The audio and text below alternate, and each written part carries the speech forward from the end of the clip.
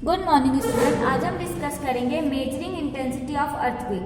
Earthquake को intensity को कैसे मेजर करते हैं। Are earthquake are not of the same magnitude. The magnitude depend on the amount of energy release and can be evaluated by the size of the seismic waves. The instrument used to measure seismic waves is called seismograph. Earthquake जब आता है तो same magnitude का नहीं आता, हर बार अलग अलग magnitude का आता है। तो डिपेंड करता है, अर्थक्वेक का मैग्नीट्यूड डिपेंड करता है कि उससे कितनी एनर्जी रिलीज हो रही है या कितनी एनर्जी उससे निकल रही है। और जो सिस्मिक वेव्स हैं वो उनका साइज क्या है, सिस्मिक वेव्स का साइज, जो सिस्मिक वेव एवोल्यूट हो रही है, निकल रही है, उनका साइज क्या है और उससे कितनी एनर्जी रिलीज हो रही है। तो जिस इंस्ट्रूमेंट से सिस्मिक वेव्स को मेजर किया जाता है उसको कहते हैं सिस्मोग्राफ। तो हमारा अर्थक्वेक को किससे मेजर करते हैं, सिस्मोग्राफ से। Consist of a pendulum bob और a vibrating rod suspended with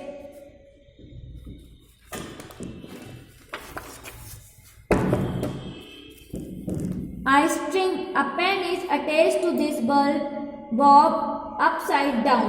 A roll of the graph paper is placed on a rotating drum that is fixed to the base of the seismograph. The instrument is fixed to the ground when the earth shakes. The base also shakes and tip of the pen record this movement on the graph paper. This record on the seismograph on the graph paper is called seismograph. देखिए, seismograph में एक pendulum Bob होता है और एक vibrating rod. ये हमारा Bob है और एक पेंडुलम ये हमारा है और एक ये हमारी वाइब्रेटिंग रॉड होती है। ये बॉब हो गया और ये स्ट्रिंग से कनेक्ट रहती है।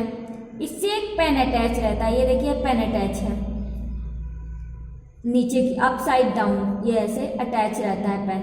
इसके बाद इसमें एक ग्राफ का रोल पेपर, ग्राफ पेपर इसमें एक रोल रहता है, ठीक है। एक रोटेटिंग ड्रम होता है, उसमें एक ग्राफ पेपर रोल होता है। जैसे ही अर्थक्वेक हमको समझ में आता है तो हम इसको ग्राउंड में रख देते हैं। जैसे ही अर्थ शेक करने लगती है, जब ये हमको इसको ग्राउंड में रख देते हैं तो इसका बेस भी शेक करने लगता है। जब ये शेक करेगा तो जो पेन है वो इस ग्राफ पेपर पर एक ग्राफ बनाएगा। उसके अकॉर्डिंग जितना ये वाइब्रेट होगा तो ऐसे ऐसे पेन बनाते जाएगा, तो हमको इसमें एक ग्राफ मिल जाता है। तो हमको पता चल जाता है कि सिस्मिक वेव्स का इंटेंसिटी कितनी थी, उसका कितना हमारा जो अर्थक्वेक था कितना इंटेंस था। तो इस ग्राफ पेपर को कहते हैं सिस्मोग्राफ, सिस्मोग्राफ। नेक्स्ट आया Richter scale. The magnitude of an earthquake can be measured on a scale called Richter scale. Earthquake का मैग्नीट्यूड रिक्टर स्केल से मेजर किया जा सकता है, जिसको चार्ल्स फ्रांसिस रिक्टर ने डेवलप किया था। ये अमेरिकन सिज्मोलॉजिस्ट थे। ये मोस्टली अर्थक्वेक पे ही डिस्कवरी कर रहे थे, सिज्मोग्राफ पे। In 1935 the scale has marking from 0 to 9.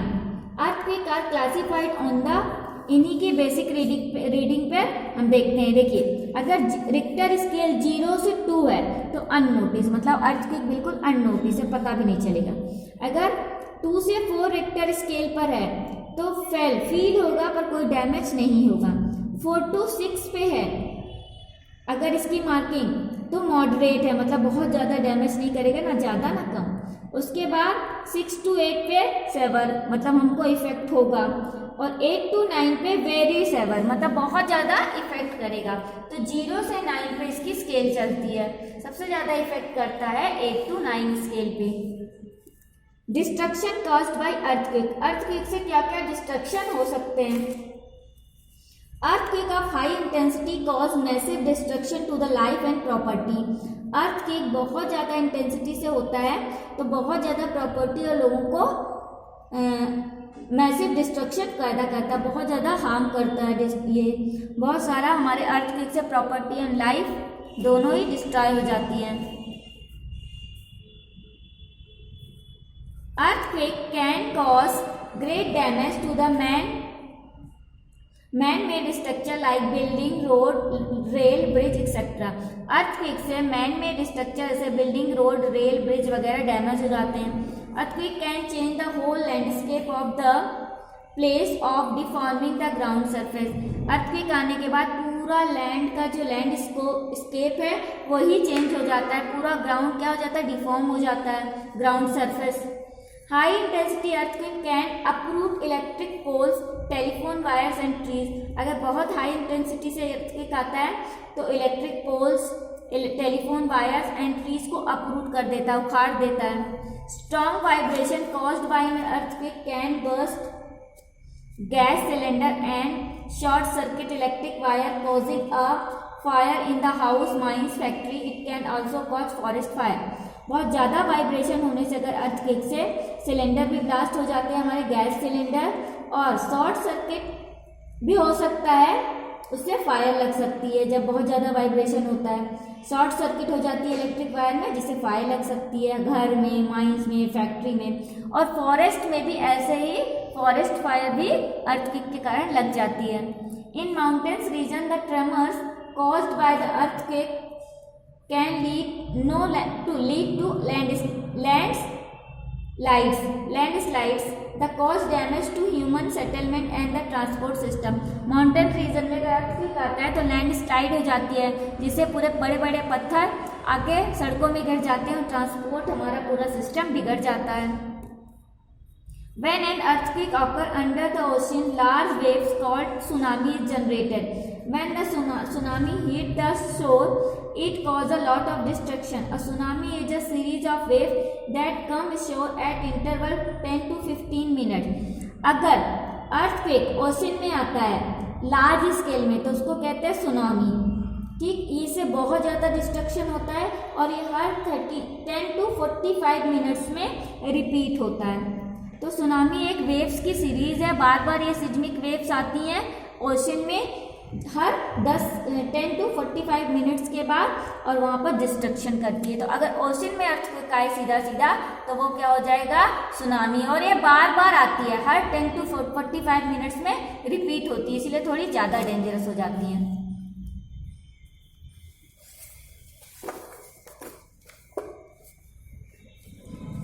Protection against earthquake. Earthquake से कैसे प्रोटेक्शन हो सकता है। It is not in our control to prevent an earthquake but we can take some necessary precaution to minimise the damage caused by it. हम इसको रोक तो नहीं सकते पर इसके डैमेज को मिनिमाइज कर सकते हैं। कैसे?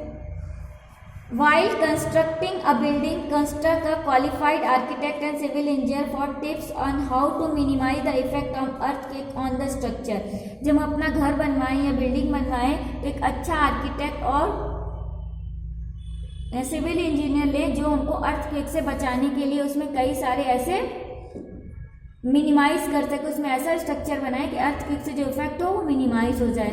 Do not construct building on landfills और reclaim area as they may be weak to support a building in case of an earthquake. कभी भी हमको बिल्डिंग ऐसी जगह कंस्ट्रक्ट कहीं नहीं करनी चाहिए जहाँ पर लैंडफिल्स हो, मतलब जहाँ पर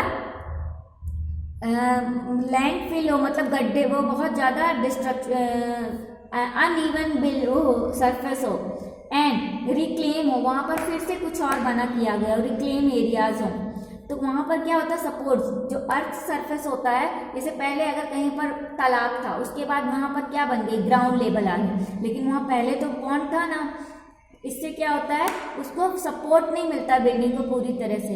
तो लैंडफिल और रिक्लेम एरिया में हमें बिल्डिंग नहीं बनानी चाहिए। क्यों? क्योंकि बिल्डिंग को सपोर्ट नहीं मिलेगा। Use light conductor, use light construction material like timber.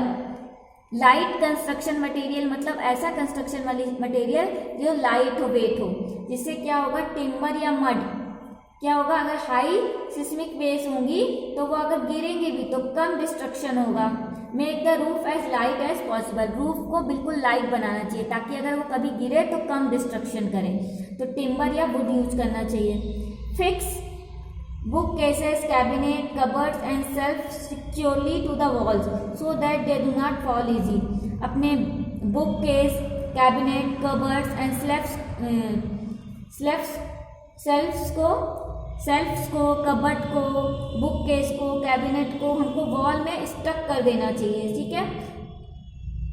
Securely हमको इसको क्या करना चाहिए, उनमें ही वॉल में लगा देना चाहिए ताकि वो जब अर्थक्वेक आए तो फॉल ना हो।